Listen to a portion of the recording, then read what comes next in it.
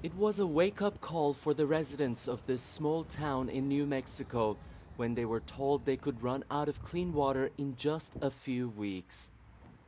The way we cope with it is to try and conserve everything that we can in terms of the water. And a lot of us are recycling, dishwater, uh, catching shower water, recycling, trying to conserve in every way that we can, and cutting down on how much water we use to begin with. It's been a community effort that helped avert what could have been a much bigger disaster.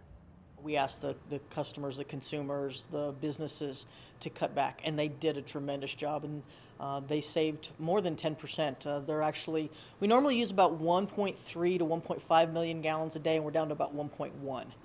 So the community's done a great job on conserving. A temporary infiltration system has saved the day for now, but the water insecurity hasn't gone away. Residents of this small town in New Mexico have faced water shortages in the past, but many of them realize the situation had never become so dire, as they will be asked to conserve water for many years to come until a permanent solution could be found.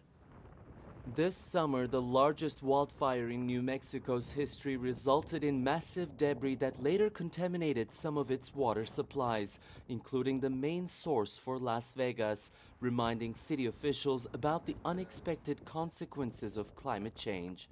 We're seeing that in our dryness of our forests. We're seeing less snowpack during our winter months, which in return relates to how much water we have in our monsoon season. But I think we need to continue those conversations for the future, because it doesn't look like anything's going to get better in that topic. So. For the first time in its 40-year history, this international school in Montezuma even has a sustainability manager on campus who oversees student projects that aims at water conservation for a more sustainable future. They recently planted butterfly gardens with only native species that require little water.